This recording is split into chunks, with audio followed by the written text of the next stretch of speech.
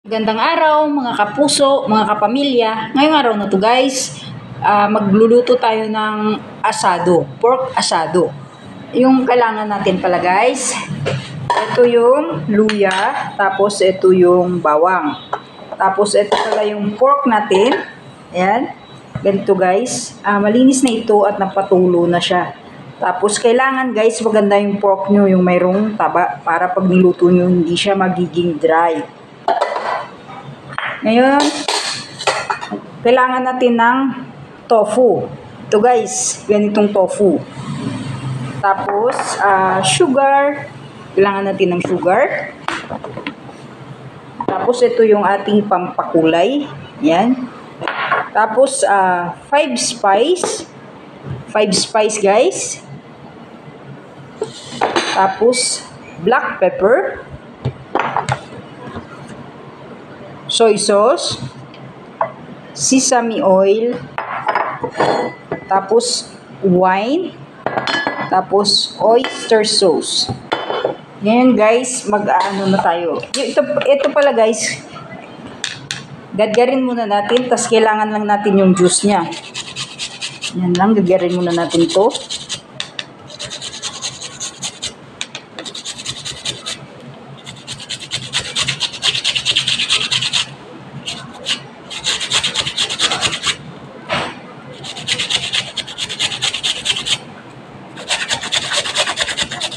Yan, pwede na yun guys. Tapos itong ating bawang. Yan, gagarin din natin. 4 lang na bottle to guys. Pwede na yun.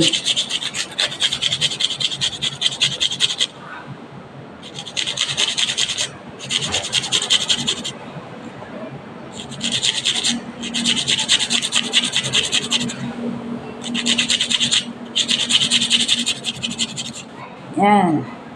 Okay na yan. Ngayon guys, lagay nyo dito sa inyong mamarinitan at pipisain nyo lang ito.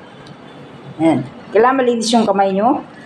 Pisain nyo ng ganyan para makuha nyo yung kanyang juice or yung katas niya.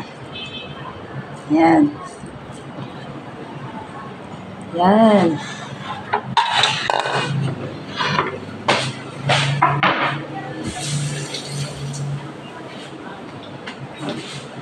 Tapos, maglalagay na tayo ng 5 spice.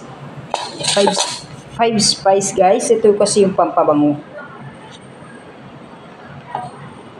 Yan. 1/2 teaspoon lang guys. Tapos, itong ating tofu.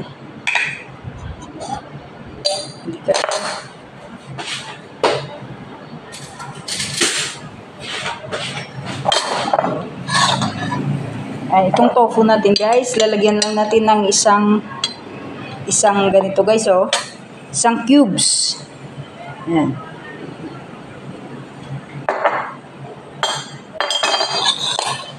Tapos sugar. Ayan, sugar guys, 1 tablespoon. Black pepper. Ayan, black pepper guys. 1/2 teaspoon lang guys, pwede na. Tapos itong ating soy sauce, light soy sauce.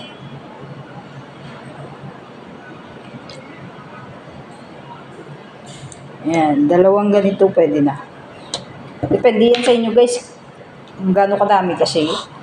Depende sa panlasa nyo. Tapos itong ating sesame oil, papatakan lang natin. Ayan. Tapos, wine.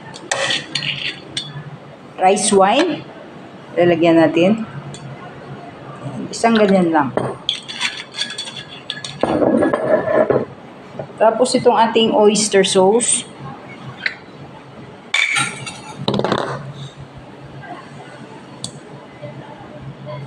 Ayan. 2 ganito guys. Ayan. Tapos i-mix-mix na natin.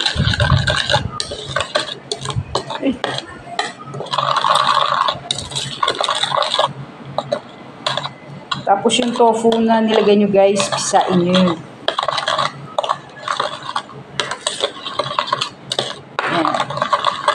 Tapos, pag nilagay nyo na dito lahat guys, titikman nyo kung okay na yung lasa para sa inyo.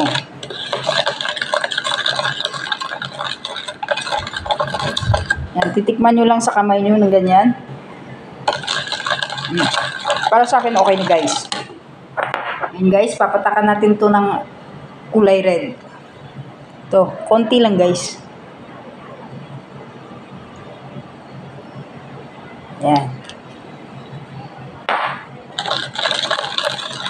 Ayan, naging kulay red na siya guys.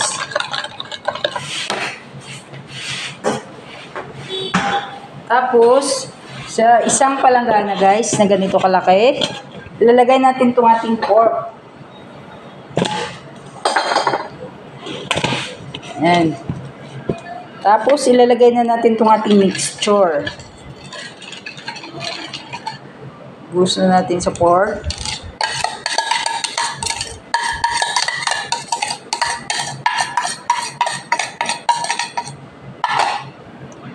Ayan. Tapos, i-massage natin.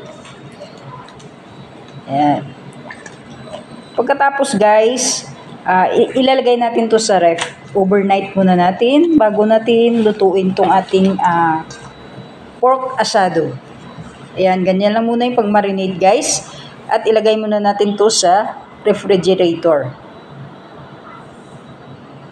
Ngayon guys, tingnan na natin yung ating minarinate.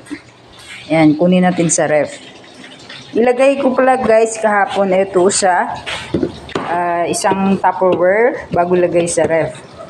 Tapos i-oven na natin siya. Kailangan natin ng ganito guys. Ayan, tapos kailangan mayroon kayong patungan.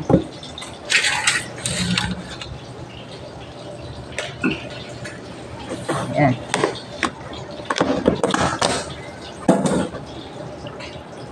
Yun, ilalatag mo lang yung pork nyo dyan.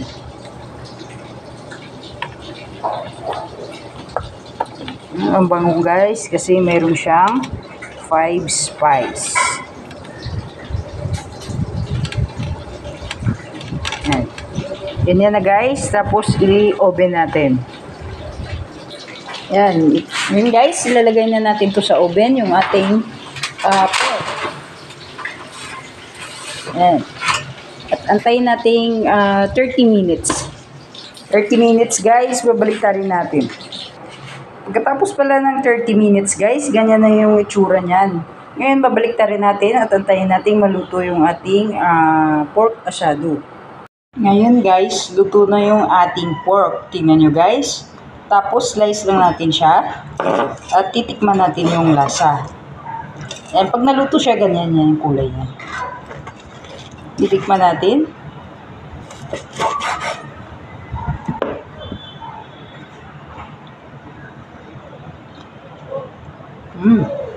Masarap guys.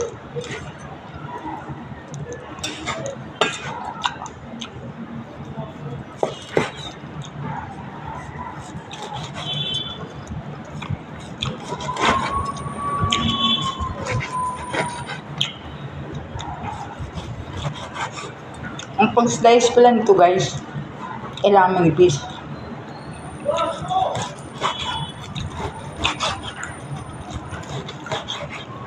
Ayan.